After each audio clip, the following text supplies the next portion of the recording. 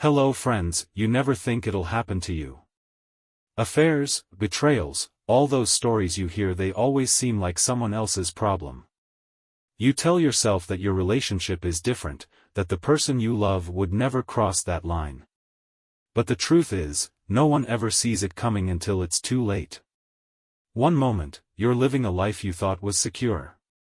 The next, everything you believed in shatters right in front of you.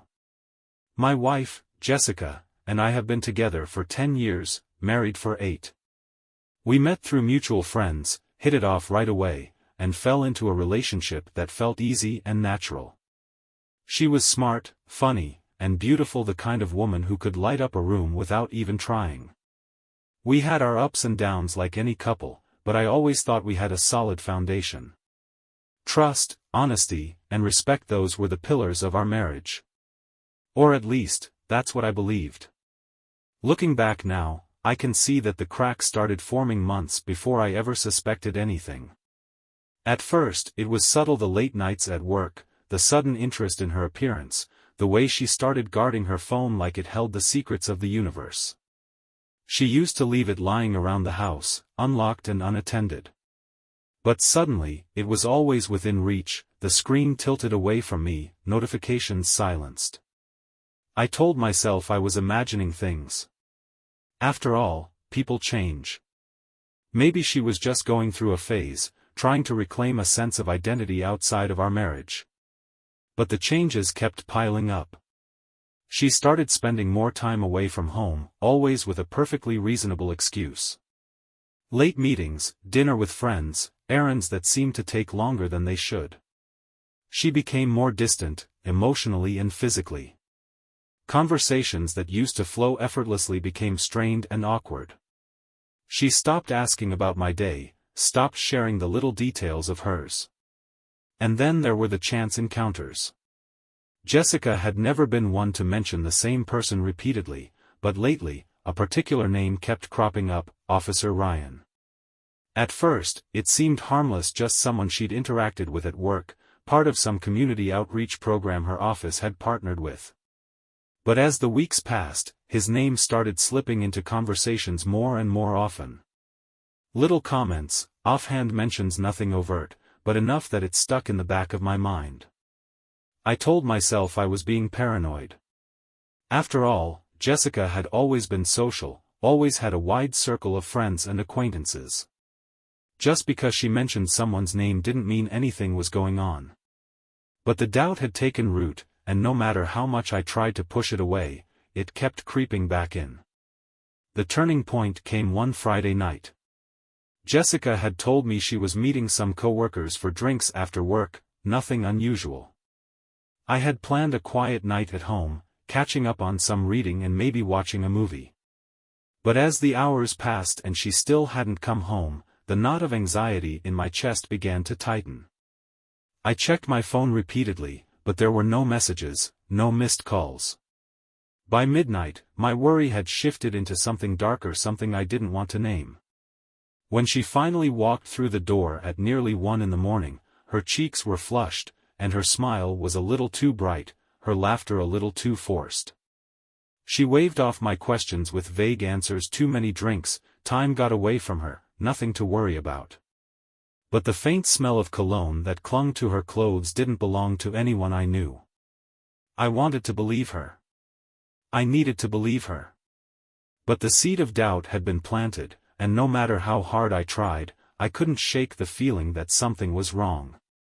That night, as I lay awake beside her, staring at the ceiling while she slept soundly next to me, I knew I couldn't ignore the signs anymore. Something was wrong. Something was very, very wrong. And I was going to find out what it was. The next morning, the weight in my chest still hadn't lifted.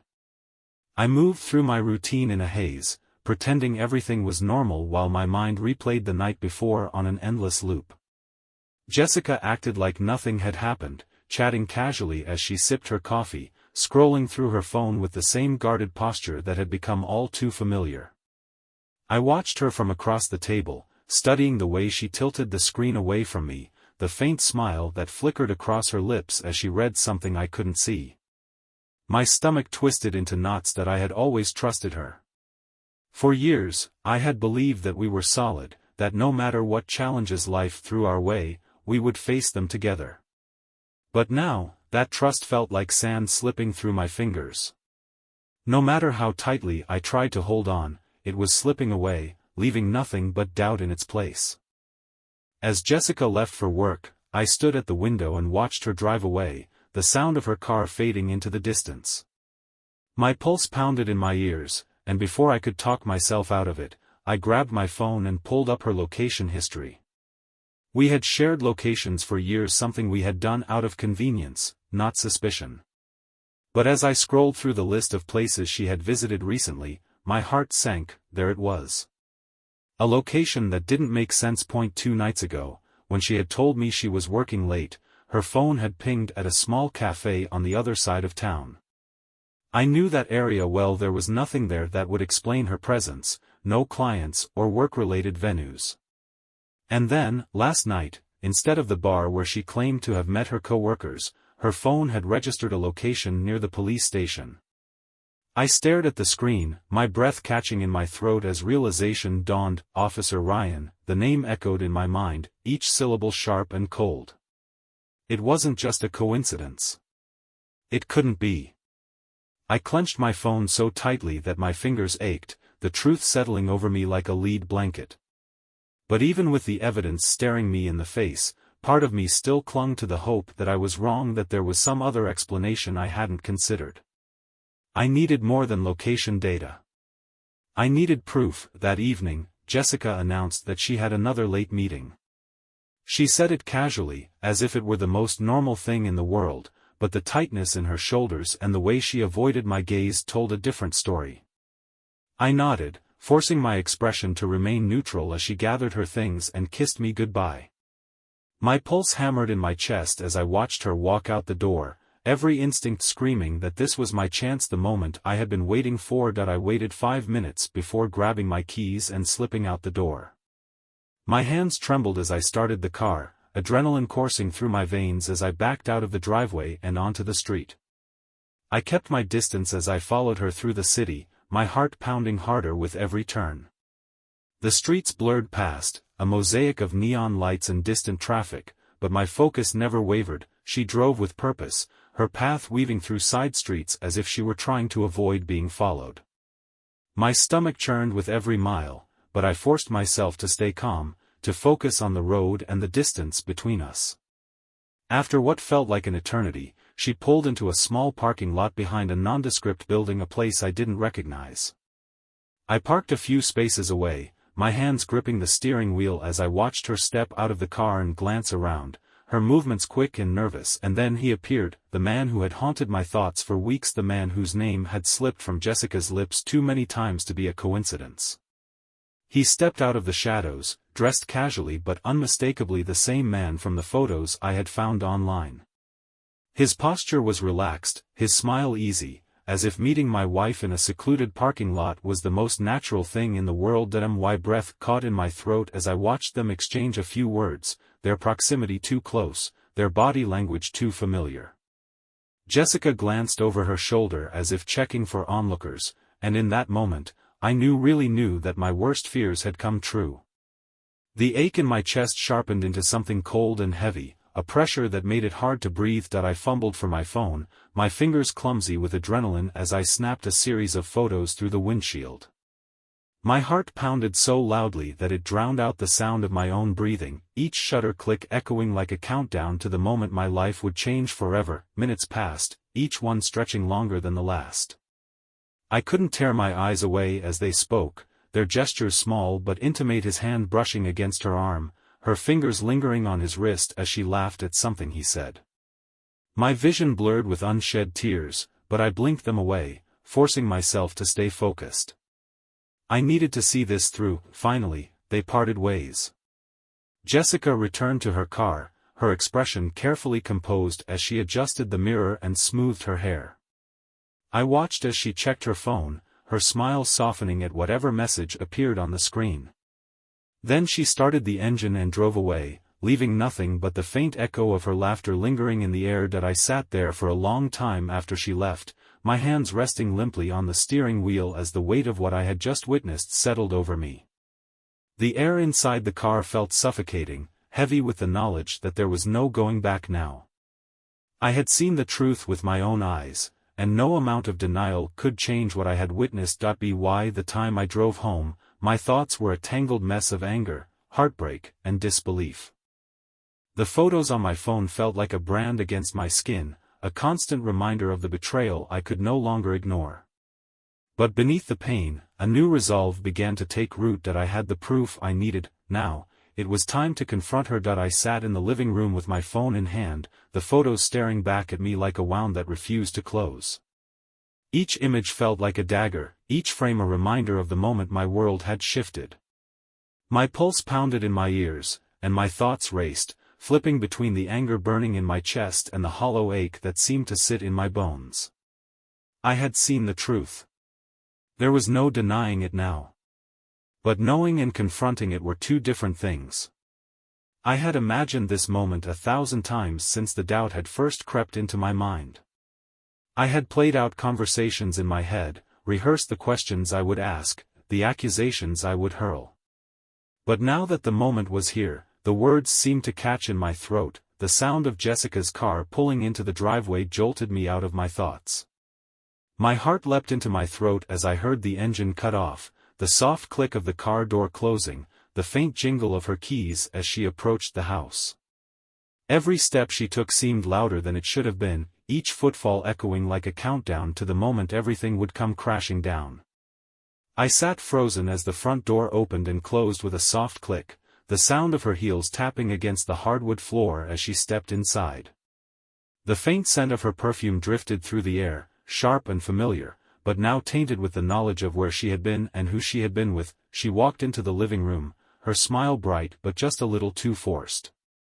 Her eyes flicked toward me, and for a moment, something flickered behind them, surprise, maybe, or guilt, though she masked it quickly. "Hey," she said casually, setting her purse down on the table. "You're up late. Everything okay?" I didn't answer right away. I just sat there, staring at her, trying to find the words that seemed to stick in my throat. My pulse pounded in my ears as I turned the phone screen toward her, the photos glowing stark and undeniable in the dim light of the room. Her smile faltered, the color draining from her face as her eyes locked onto the screen. For a moment, she just stood there, frozen in place like a deer caught in headlights. "Where were you tonight, Jessica?" My voice came out steadier than I expected, but beneath the surface, my emotions churned like a storm barely held in check. She blinked, her gaze snapping up from the phone to meet mine. Her mouth opened, then closed again as if she were searching for the right words. "I told you I had a late meeting at work," she said, her voice a little too quick, a little too smooth that I shook my head, my grip tightening around the phone as the anger I had been holding back began to rise. "Don't lie to me. I followed you tonight. I saw you with him." Her eyes widened, and for a moment, I saw the flash of panic she couldn't quite hide. "You what?" She took a step back, as if distance could shield her from the weight of my words. "You followed me? Are you serious? Don't turn this around on me." My voice cracked with the force of everything I had been holding in. "I wouldn't have had to follow you if you hadn't been lying to me for weeks. I know what's been going on. I've seen the messages.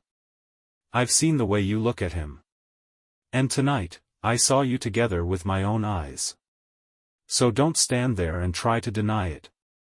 Her mouth opened and closed again, but no sound came out.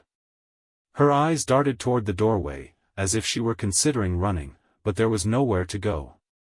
Not this time. The air between us seemed to thicken with the weight of everything unsaid, until the silence became almost unbearable. Finally, she spoke, her voice small and shaky.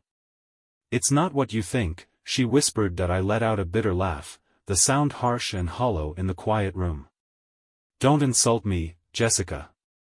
I know exactly what it is." She took a shaky breath, her hands twisting together in front of her. "I didn't mean for it to happen," she said, her voice trembling. It started as nothing. Just conversations. He was someone I could talk to when things got hard. But then, she trailed off, her gaze dropping to the floor as if she couldn't bear to meet my eyes. But then you decided that wasn't enough, I finished for her, my voice cold with the weight of betrayal. You decided that sneaking around behind my back was easier than talking to me. Tears welled in her eyes, but they did nothing to soften the ache in my chest. I never wanted to hurt you, she whispered. I swear, I didn't. Then why did you do it? My voice cracked on the last word, the raw edge of heartbreak bleeding through despite my best efforts to hold it back. She opened her mouth as if to answer, but no words came out. The silence stretched between us, heavy with everything that had been broken. I could see the gears turning in her mind, searching for an excuse that might make it all go away. But there was nothing she could say that would erase what had happened. I trusted you, I said quietly, the weight of those words pressing down on my chest like a stone. I trusted you with everything. And this is what you chose. She took a step toward me, her hands reaching out as if she could somehow fix what she had broken. Please, she whispered, her voice thick with tears. Please, we can get through this. We can go to counseling, we can— No, I cut her off, the finality in my voice surprising even me. We can't. Her breath hitched in her throat, her eyes wide with shock. Please, she begged, her voice breaking. Don't do this. Don't throw everything away because of one mistake. One mistake? My voice rose, raw and ragged with the force of everything I had been holding back. This wasn't a mistake, Jessica. A mistake is forgetting an anniversary or saying something you don't mean. This was a choice. Every time you met him, every time you looked me in the eyes and lied, you made a choice. And now, you have to live with the consequences. Her knees seemed to buckle beneath her, and she sank onto the couch with a sob that shook her entire body. I stood there, watching her cry, feeling nothing but the cold, empty ache that had settled deep in my chest. I'll pack my things tomorrow, I said quietly, my voice steady despite the storm raging inside me. I'll stay at a hotel until I figure out what comes next. I'll have my lawyer reach out to you about the divorce. She looked up sharply, her eyes wide with shock. Divorce, she echoed, as if the word itself were unthinkable. No, please, don't do this. We can fix this. We can't, I said, my voice firm with finality. Because I don't trust you anymore. And without trust, there's nothing left to save. The air between us seemed to shatter with those words, leaving only silence in its wake. Without another word, I turned and walked out of the room, leaving her sitting there with tears streaming down her face. I didn't look back. That I couldn't. The night after the confrontation, I sat alone in a cheap hotel room with nothing but the hum of the air conditioner and the faint buzz of city traffic outside the window to keep me company. The room smelled faintly of stale air freshener and something metallic, the kind of scent that clings to places people pass through but never stay. The curtains were half drawn, casting long shadows across the walls, and the dim light from the bedside lamp did little to chase away the suffocating weight pressing down on my chest. I stared at my reflection in the dark screen of the television, my own eyes hollow and unfamiliar. That I had always thought I knew who I was: a husband, a partner, someone who believed in loyalty and love. But now, sitting in that room with nothing but the sound of my own breathing to fill the silence, I realized that version of myself no longer existed. The man who had trusted Jessica with his heart, who had believed in the life they had built together, had vanished the moment I saw the truth in her eyes. All that remained was the echo of what might have been. I didn't sleep that night. Every time I closed my eyes, I saw her face first, the way she had looked at me when we exchanged vows, eyes full of promises I had believed with all my heart, and then the way she had looked at him in the parking lot, her smile soft with a kind of warmth she hadn't shown me in months. The two images blurred together until I couldn't tell which one hurt more. The next morning, I forced myself to get up, even though my body felt like it weighed 1,000 pounds. The air outside was crisp and cool against my skin as I stepped into the parking lot, but it did little to clear the fog in my mind. The world around me moved on as if nothing had changed, people rushing to work, cars weaving through traffic, the distant sound of a train rumbling past, but for me, time seemed to have slowed to a crawl that I drove back to the house without thinking, my hands gripping the steering wheel tightly enough to turn my knuckles white. Each mile brought me closer to the place that had once been my sanctuary, but now felt like a mausoleum filled with the ghosts of broken promises. By the time I pulled into the driveway, my pulse was pounding in my ears, the air thick with the weight of what had to come next. The house was quiet when I stepped inside, the faint creak of the floorboards beneath my feet the only sound breaking the silence.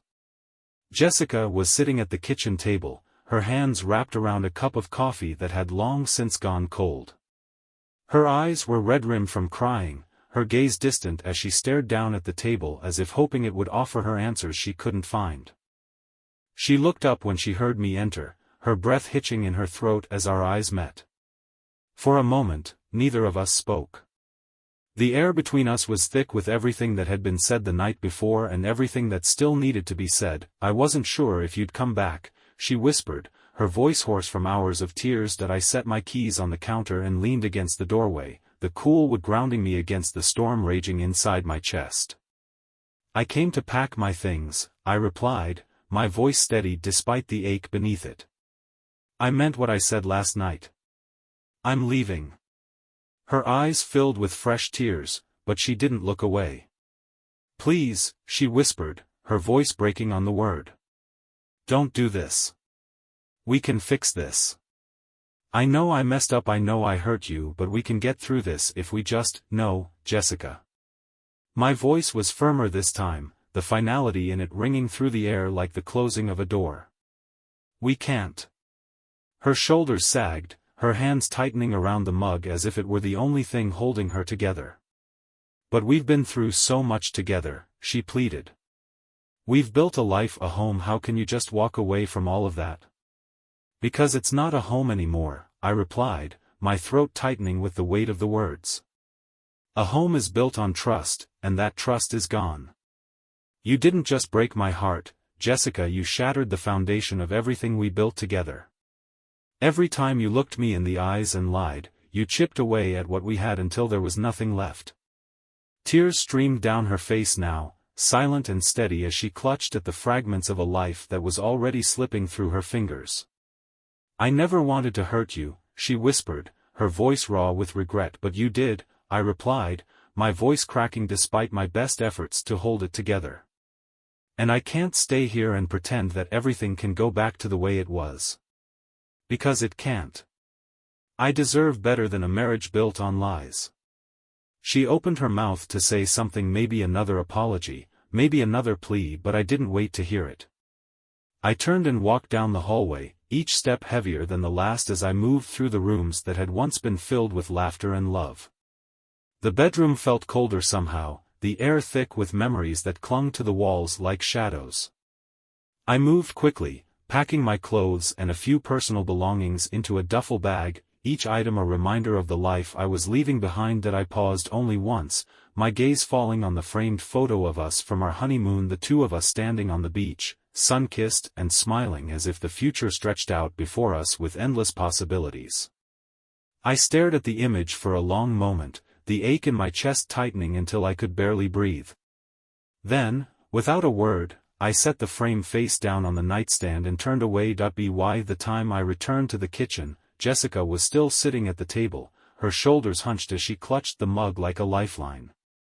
She looked up as I approached, her eyes searching mine for some sign of hope, some indication that this wasn't really the end. But all she found was the hollow echo of what we had lost. "I'll have my lawyer contact you about the divorce," I said quietly. "We can figure out the details later. But for now, this is goodbye." Her breath hitched in her throat, but she didn't try to stop me this time. She just sat there, her eyes wide and unblinking as I turned and walked toward the door. The air outside felt colder than it should have, the distant hum of traffic and birdsong muted against the weight in my chest. I stood on the porch for a moment, staring out at the street as if searching for some sense of clarity in the chaos swirling inside me. But there were no answers waiting in the quiet suburban morning, only the faint echo of a life that no longer belonged to me. With a deep breath that burned in my chest, I stepped off the porch and walked toward my car, each step carrying me further from the life I had once known and closer to the future I had yet to find. The days after I left passed in a blur. Each morning, I woke up in the unfamiliar stillness of my hotel room, the weight of what had happened settling over me before I even opened my eyes. The air felt heavier, the world a little dimmer, as if the betrayal had stripped the color from everything. I went through the motions of daily life, showering, getting dressed, eating meals, but it all felt distant, like I was watching someone else live my life from behind a glass wall. Nights were the worst. Sleep came in fits and starts, haunted by fragments of memories that refused to fade. I'd close my eyes and see Jessica's face smiling on our wedding day, laughing during lazy Sunday mornings, looking at me with a love I had believed would last forever. But those memories were always followed by the image of her standing in that parking lot with him, the way her smile had softened, the way her hand had lingered on his arm. The betrayal replayed in my mind on an endless loop, each moment sharp and unrelenting, until I would wake up drenched in sweat with my heart pounding in my chest. During the day, I kept busy to avoid thinking too much. I threw myself into work, volunteering for extra projects and longer hours just to keep my mind occupied. The distraction helped, but only for a while. Inevitably, the thoughts would creep back, in the questions I couldn't answer, the doubts that refused to go away. Had there been signs I'd missed? Could I have done something differently? Was there a moment when I could have changed the outcome? I tried to remind myself that none of this was my fault, that Jessica had made her choices, and those choices had consequences. But the weight of what had happened still clung to me like a second skin, impossible to shake off. No matter how many times I told myself I had done the right thing by leaving, the ache in my chest wouldn't go away. That I avoided checking my phone as much as possible, knowing that seeing her name on the screen would only tear open wounds that were still too raw. But the messages kept coming, texts filled with apologies, late-night voicemails where her voice cracked with tears as she begged me to come home. Each one was a reminder of what we had lost, of the future we had once dreamed of building together. And each one made it harder to hold on to the resolve that had carried me out of that house. One evening, after another long day at work, I sat alone in my hotel room with my phone clutched tightly in my hand. The screen glowed with the latest message from Jessica: "Please, just talk to me. I know I hurt you, but we can fix this. I love you. I always have. Please don't throw everything away." My thumb hovered over the screen, my mind a whirlwind of conflicting emotions. Part of me wanted to believe her, to believe that love could somehow erase the pain, that we could find a way back to the life we had built together. But the images from that night flashed through my mind again, their smiles, their stolen touches, the way she had looked at him with a warmth that had once been reserved for me. With a shaky breath, I set the phone down and ran a hand through my hair, the weight of the decision pressing heavily on my chest. Forgiveness was supposed to be the path to healing, wasn't it? But how could I forgive someone who had shattered the foundation of everything we had built together? How could I look at her and not see the lies she had told, the nights she had spent with someone else while I waited at home, trusting her without question? As the days turned into weeks, the messages from Jessica gradually became less frequent, though the ache in my chest didn't fade as quickly. I focused on the practicalities of moving forward, finding a new place to live, sorting through the legal details of the divorce, trying to piece together the fragments of a life that no longer made sense. Each task felt like a small step toward something new, even if the path ahead still felt uncertain. The legal process moved faster than I expected. Jessica didn't contest the divorce, whether out of guilt or resignation, I wasn't sure. Our lawyers handled most of the details, reducing what had once been a marriage to a series of documents and signatures. With each form I signed, the finality of what had happened settled deeper into my bones, until the last page was stamped and filed, and there was nothing left to tie us together except the memories we had once shared. The day the divorce was finalized, I stood outside the courthouse with the final paperwork clutched in my hand. The air was crisp and cool against my skin, the faint hum of traffic in the distance the only sound breaking the silence. I stared down at the papers, my thumb tracing the embossed seal at the bottom of the page, as if the weight of those few sheets of paper could somehow capture everything we had lost. For a long moment, I just stood there, letting the reality of it all sink in. The marriage that had once felt unbreakable, the love that had carried us through years of laughter and tears, was now nothing more than ink on a page. The life we had built together, the dreams we had shared, had all come to an end with the stroke of a pen. And yet, beneath the ache in my chest, there was a flicker of something else, something that felt almost like relief. The weight of betrayal that had pressed down on me for so long seemed a little lighter now, as if the finality of the divorce had allowed me to take my first real breath in months.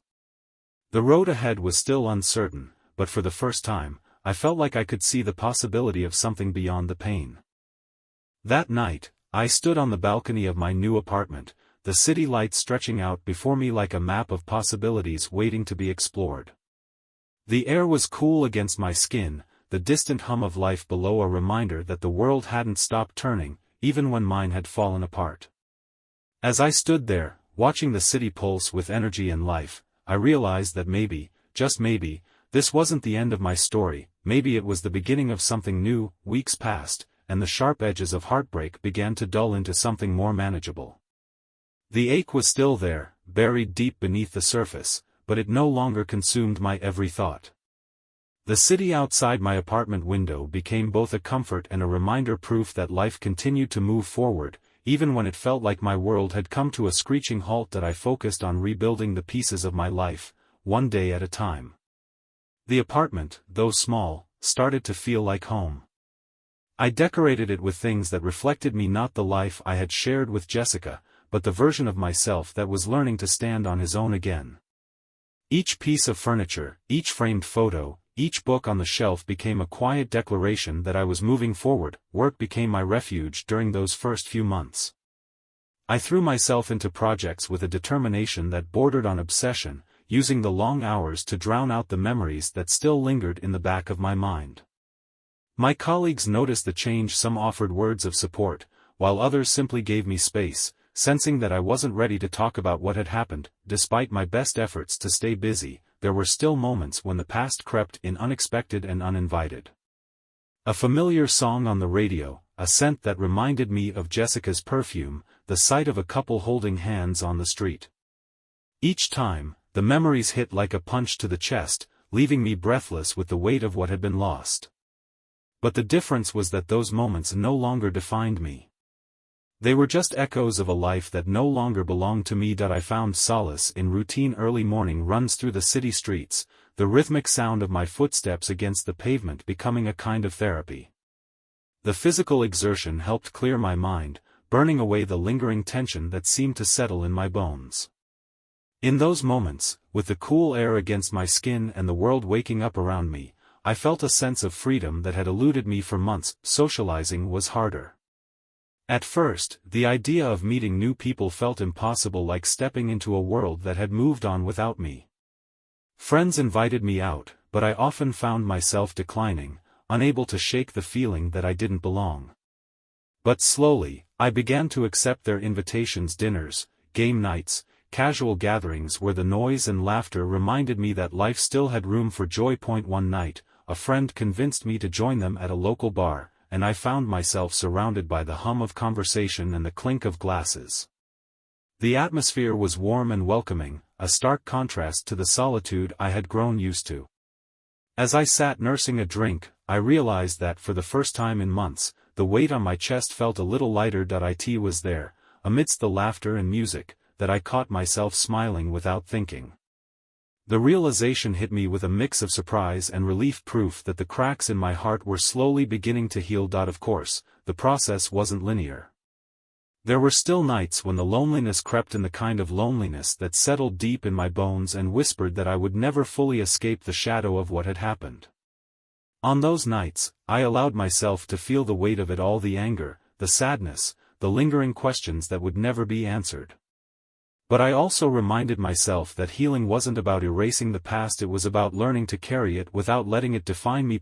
One afternoon, as I sorted through the last few boxes from the move, I came across a folder filled with old photos, memories of vacations, holidays, and quiet moments that had once felt like the foundation of my future. I flipped through the images slowly, each one a reminder of the love I had believed would last forever. But instead of the sharp sting I had expected, I felt something closer to acceptance. The past was a part of me, something that had shaped the person I was becoming. But it no longer had the power to hold me back. The legal process had moved quickly, and the finalization of the divorce had brought with it a sense of closure. There were no dramatic confrontations, no last-minute pleas for reconciliation.